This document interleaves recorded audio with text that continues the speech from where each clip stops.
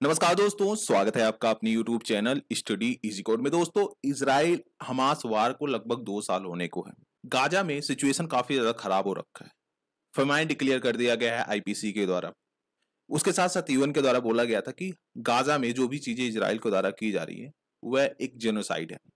इसी सब को देखते हुए across the world various countries ऐसे हैं जिनके अंदर एक आक्रोश देखने को मिल रहा है।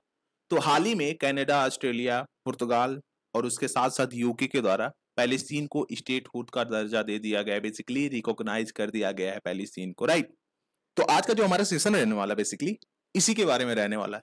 इसके बारे में हम काफी ज्यादा डिटेल में समझने की कोशिश करेंगे। But before starting the video मैं चाहूंगा कि अगर अभी तक आपने इस चैनल को सब्सक्राइब नहीं किया है तो प्लीज डू सब्सक्राइब।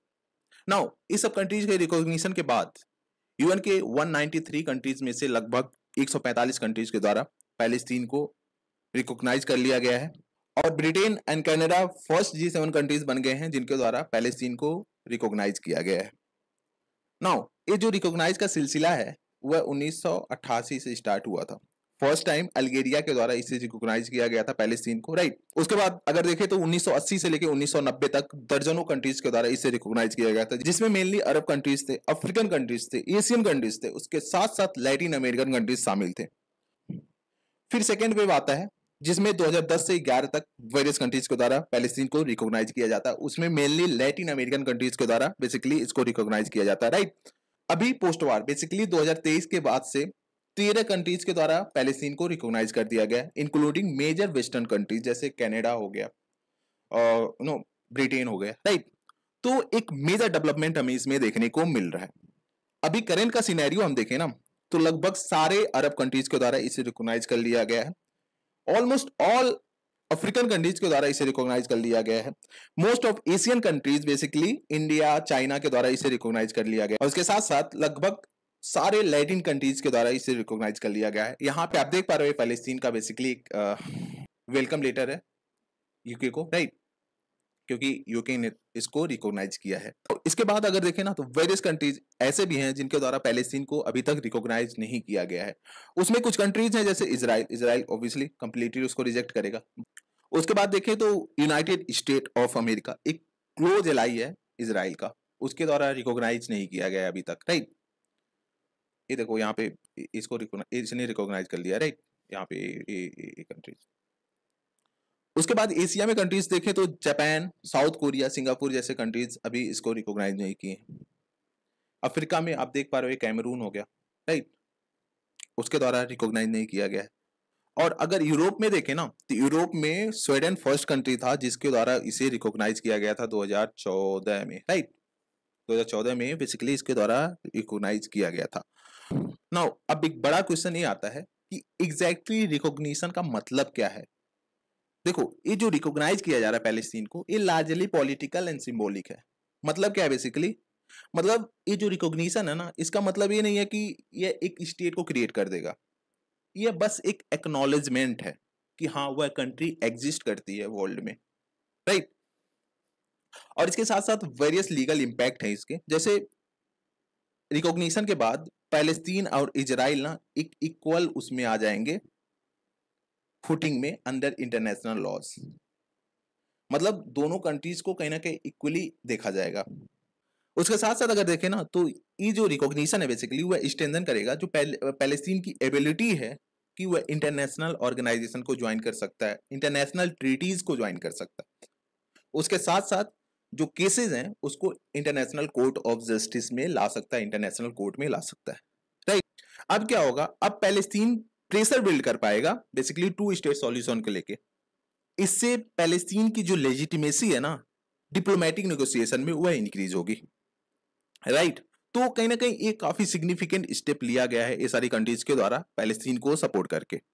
नाउ अब अगर देखें तो इजराइल का क्या इस पे प्रतिक्रिया रहा है। देखो, इजराइल के द्वारा बोला गया है ना कि ये जो रिकॉग्निशन किया जा रहा है, बेसिकली रिकॉग्नाइज किया जा रहा है पैलेस्टीन को, वह एक रिवार्ड है टेररिज्म के लिए।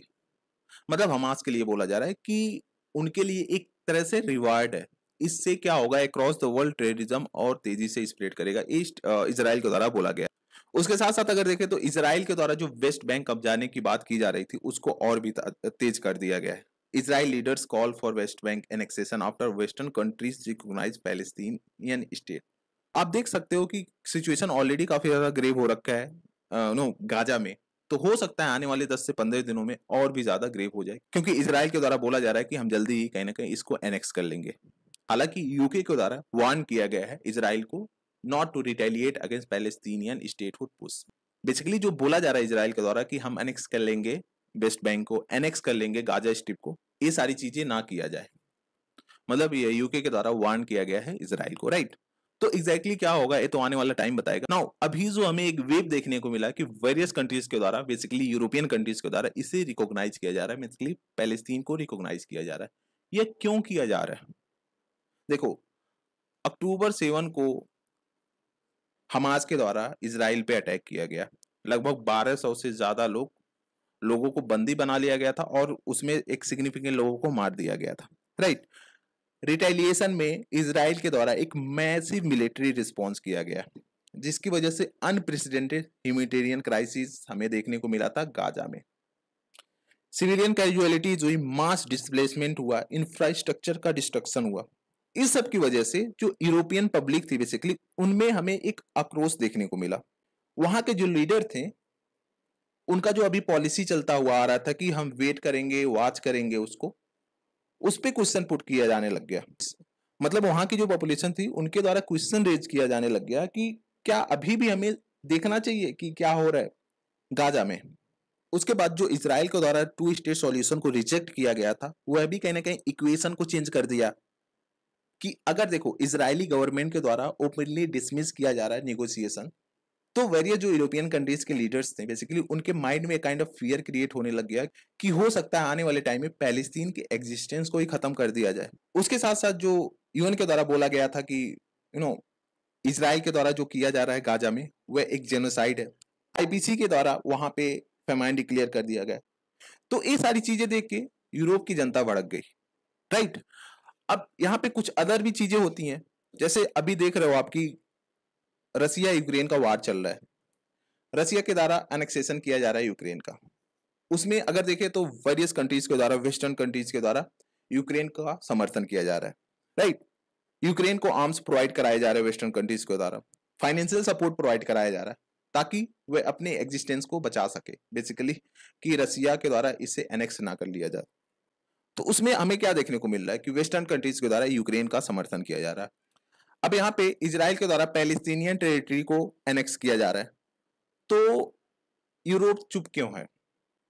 तो यह एक डबल स्टैंडर्ड को शो करता है ना कि आप वहां पे यूक्रेन का समर्थन कर रहे हो बट यहाँ पे पैलेस्टीन का समर्थन नहीं कर रहे हो। वेरियस जो वहां पे इंटेलेक्चुअल्स थे, मीडिया थी, एक्टिविस्ट थी, उनके द्वारा पॉइंट आउट किया गया कि यूरोप यूक्रेन के टेरिटोरियल इंटीग्रिटी को डिफेंड कर रहा है, बट जो इजराइल के द्वारा ऑक्यूपेशन किया जा रहा है गाजा का, वेस्ट बैंक का, उसको टॉलरेट किया जा रहा है।